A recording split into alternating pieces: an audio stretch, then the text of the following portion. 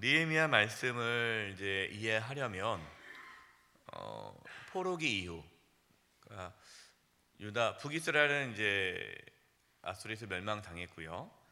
남유다가 바벨론에 의해 이제 멸망당하고 포로로 끌려가지 않습니까? 이제 포로로 끌려가서 살다가 이제 바벨론이 페르시아, 성경에는 바사라고 해요. 이 페르시아한테 멸망당하고 페르시아가 이 지역을 패권을 다 점령을 했는데 페르시아 왕은 이스라엘 백성들, 유다 백성들이 예루살렘을 돌아가는 것을 허락하죠. 그래서 이제 1차, 2차, 3차 포로 귀환을 합니다. 그래서 그 배경을 알아야 오늘 느헤미야 말씀을 이제 이해할 수 있을 것 같아서 잠깐 설명하겠습니다. 유다 예루살렘 성은 BC 586년에 바벨론에 의해서 멸망당합니다. 그리고 이제 세 번에 걸쳐서 1차, 2차, 3차에 걸쳐서 포로로 끌려가요. 포로로 끌려가고 그리고 이제 아까 말씀했듯이 페르시아가 바벨론을 점령하고 나서 다시 페르시아 왕은 뭐 각자의 그 나라들에게 점령한 나라들이 너희들이 원하는 나라로 가라 해서 유다 백성들 중에, 그러니까 포로로 끌려간 바벨론의 포로로 끌려간 백성들 중에 다 돌아오는 것이 아니고요.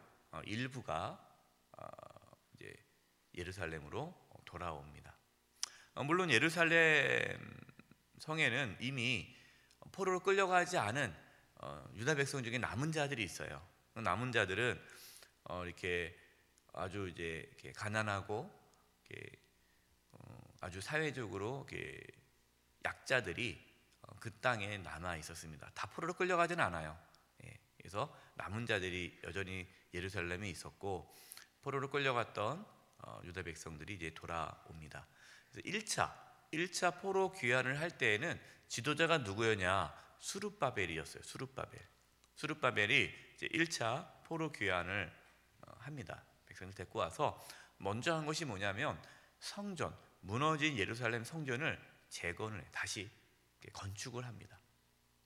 건축을 하다가 건축이 중단돼요. 주변에 방해하는 세력들이 있어서 건축이 중단됩니다. 이 중단되는 것을 보고 학계, 스가랴 선지자가 합류하죠.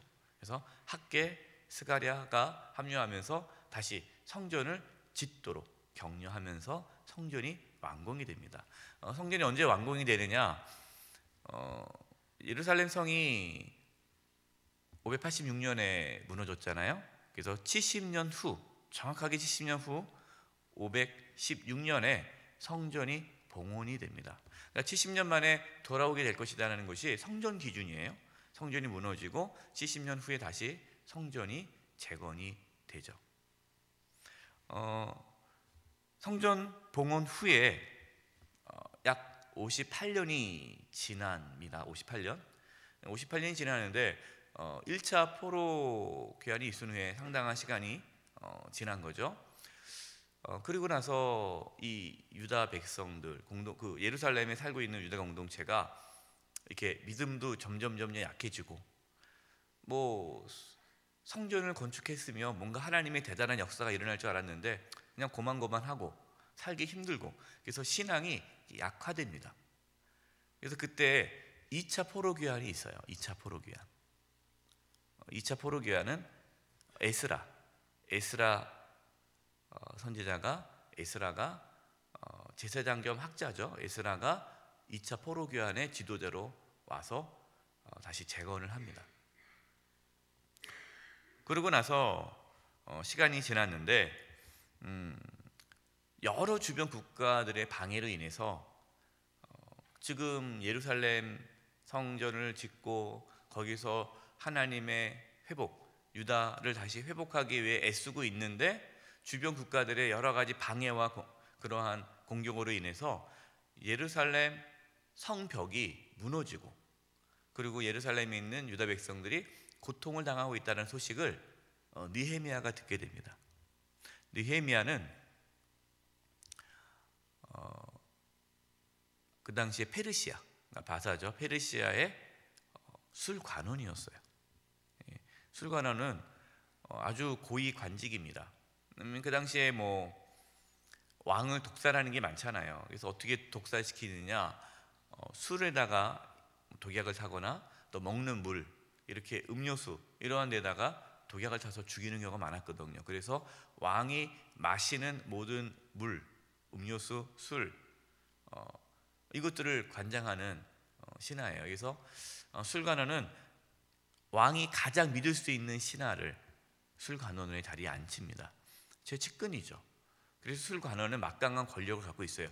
거의 뭐 이렇게 비서실장이라고 보면 될 정도로 아주 막강한 자리예요. 근데 그 자리에 이 느헤미야가 있었어요. 그래서 이제 느헤미야가 그 성벽이 무너지고 그런 이스라엘 유다 백성들이 고통당하는 걸 알고 돌아가죠. 그때 돌아가는 3차 포로기환이 있습니다. 그래서 세 번째 포로기환은 느헤미야가 주축으로 이제 들어와서 다시 이 유다를 재건하는 내용이 나오죠. 그래서 느헤미야가 이렇게 성벽이 무너지고 재건하는 그 모든 과정을 기록한 말씀이 느헤미야 말씀입니다. 느헤미야는 단순히 뭐 성벽을 재건하고 뭐 그 유다를 지킨 그 차원이 아니라, 그걸로 끝나는 것이 아니라 느헤미야서는 유다의 신앙을, 공동체를 세우는 그러한 메시지가 들어있는 말씀입니다.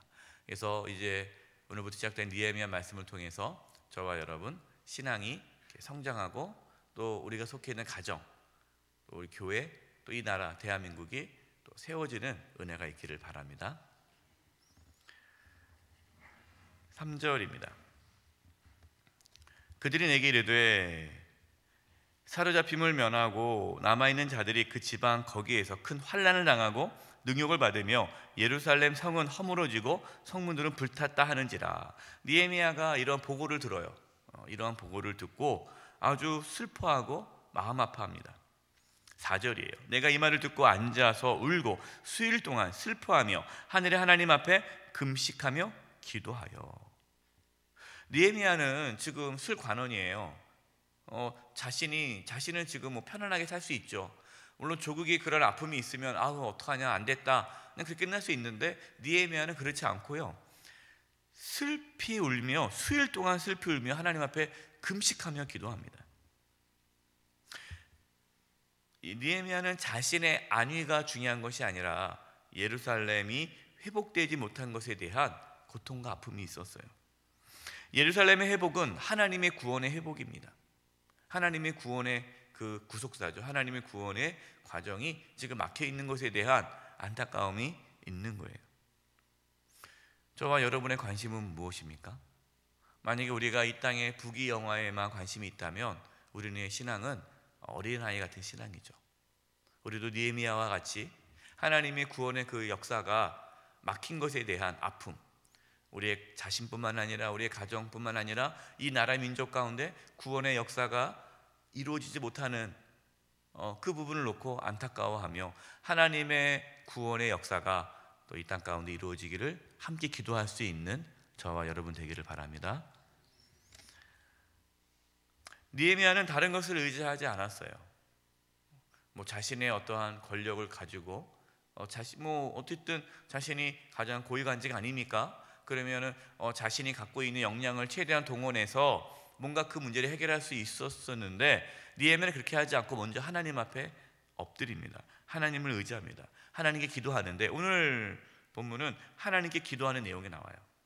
근데 이 느헤미야 기도가 아주 좋은 기도의 모델이 됩니다. 우리가 기도할 때 어떻게 기도해야 될지 그 기도의 순서와 모델이 잘 나와 있어요. 그래서 느헤미야의 기도를 통해 우리의 기도도 그렇게 하나님께서 응답하시는 기도로 바뀌어지기를 바랍니다. 어떻게 기도하는가? 5절 보십시오. 이르되 하늘의 하나님 여호와 크고 두려우신 하나님이여 주를 사랑하고 주의 계명을 지키는 자에게 언약을 지키시며 긍휼을 베푸시는 주여 간구하나이다. 느헤미야는 기도할 때에 하나님이 어떤 분이신지 알고 기도했습니다. 하나님에 대한 믿음을 갖고 기도했다는 거예요. 여러분, 우리가 기도할 때요 그냥 무조건 기도하면 안 돼요. 하나님이 어떤 분이신지 알고 하나님을 믿고 기도해야 합니다. 믿음 없이 기도하면 하나님 응답이 없어요. 그래서 하나님이 어떤 분이신지, 하나님은 크고 두려운 분이시고 주를 사랑하고 주의 계명을 지키고 언약을 지키며 긍휼을 베푸시는 주요. 주의 계명을 지키는 자에게 언약을 지키시며 긍휼을 베푸시는 하나님이라는 걸 믿고 간구하는 거예요. 6절입니다. 이제 종이 주의 종들이 이스라엘 자손을 위하여 주야로 기도하며 이스라엘 자손이 주께 범죄한 죄들을 자복하오니 주는 귀를 기울이시며 눈을 여시사 종의 기도를 들으시옵소서. 나와 내 아버지의 집이 범죄하여. 느헤미야 첫 번째 기도가 뭡니까? 회개예요. 회개. 죄를 자복하고 회개했습니다. 여러분, 우리가 하나님께 기도하며 나아갈 때 먼저 해야 할 것이요, 회개예요. 죄 때문에 하나님과의 관계가 회복되지 않은 상태에서 기도하면 기도 응답이 안 돼요. 하나님께서 우리 기도를 못 듣는 것이 아니라 하나님과 우리 사이에 죄가 가로막아서 들을 수 없다고 말씀하셨잖아요. 그래서 우리는 하나님께 나아가기 전에, 간구하기 전에 자신의 연약함을 고백하고 죄를 고백하고 회개하고 예수 그리스도의 보혈을 의지하는 가운데 나아가야 합니다. 느헤미야는 이렇게 기도해요. 다른 사람의 죄가 아니라 자신의 죄를 고백합니다. 그것이 자기의 죄라는 거예요. 우리가 어떤 문제가 있을 때요, 그 문제를 다른 사람의 문제로 보면 안 되고 누가 문제입니까? 내가 문제라고 인식해요. 내가 문제예요. 가정에 어려움이 있습니까? 누가 문제예요? 내가 문제예요. 교회에 어려움이 있습니까? 내가 속해 있는 공동체에 어려움이 있습니까? 누가 문제예요? 내가 문제예요. 이 나라 민족에 어려움이 있습니까? 누가 문제예요? 내가 문제예요. 그래서 내가 문제라는 걸 알고 하나님 앞에 회개함으로 이제 하나님의 놀라운 회복이 시작이 되는 것입니다. 여러분 기억하세요. 죄를 자복하고 회개할 때, 그때부터 하나님의 회복이 시작되는 거예요. 9절입니다. 만일 내게로 돌아와 내 계명을 지켜 행하면 너희 쫓긴 자가 하늘 끝에 있을지라도 내가 거기서부터 그들을 모아 내 이름을 두려고 택한 곳에 돌아오게 하리라 하신 말씀을 이제 청하건대 기억하옵소서. 느헤미야는 무조건 살려달라고, 이 민족을 구원해달라고 기도하지 않습니다. 무엇을 붙잡고 기도합니까? 하나님의 말씀, 약속의 말씀. 하나님께서 이렇게 말씀하지 않았습니까? 말씀대로 이루시는 하나님, 이 말씀대로 이루어 달라고 말씀 붙잡고 기도하는 거예요. 여러분, 우리가 기도할 때요, 그냥 막 기도하면 안 돼요. 하나님의 약속을 붙잡고 말씀 붙잡고 기도할 수 있기를 바랍니다. 이게 응답받는 기도의 비결이에요. 11절입니다. 주여 구하오니 귀를 기울이사 종의 기도와 주의 이름을 경외하기를 기뻐하는 종들의 기도를 들으시고 오늘 종이 형통하여 이 사람 앞에서 은혜를 잊게 하옵소서 하였나니 그때에 내가 왕의 술관원이 되었느니라. 느헤미야는 사명을 감당하기 위해 이 사람 앞에서 은혜를 입게 하옵소서. 이 사람이 누구죠? 왕이죠. 왕 앞에 은혜를 입게 해달라고 기도한 거예요. 하나님은 그 기도를 들어주셔서 술관원이 되게 하셨습니다. 그때 내가 왕의 술관원이 되었느니라. 그러니까 느헤미야는 자신의 어떠한 개인의 이익을 위해 왕 앞에 은혜를 입어 그런 높은 관직에 이르게 해달라고 기도하지 않았습니다. 느헤미야가 술관원이 된 이유가 뭡니까? 하나님의 일을 감당하기 위해, 사명을 감당하기 위해서예요. 하나님께서 사명을 감당하라고 주신 자리임을 알았다라고 고백합니다. 여러분, 하나님께서 저와 여러분에게 주신 모든 것들은요, 사명을 감당하라고 주신 거예요. 우리가 그냥 이 땅에서 잘 먹고 잘 살라고 주신 것이 아니라 하나님께서 저와 여러분에게 뭔가 하실 일들이 있어요. 그 사명을 감당하라고 저와 여러분이 건강을 주시고 물질을 주시고 능력을 주시고 재능을 주셨습니다. 그래서 우리는 교만해서는 안 되고 우리에게 주신 것들에 대해 감사하면서 이걸 가지고 어떻게 내가 사명 감당할 것인가 하나님께 기도하며 나아가야 합니다. 오늘 말씀의 느헤미야처럼 저와 여러분도 사명을 위해 하나님께 기도하고 살아갈 수 있는 저와 여러분 되기를 간절히 축원드립니다. 기도하겠습니다. 하나님 아버지, 이제 느헤미야 말씀을 통해서 저희들이 다시 한번 하나님 앞에 바로 서고 하나님께 주신 사명을 감당하고자 합니다. 저희들을 통해 우리의 가정이, 우리가 속해 있는 공동체, 우리 교회가, 또 이 나라가 회복되어지는 은혜가 있게 하여 주시옵소서. 예수님의 이름으로 기도드립니다. 아멘.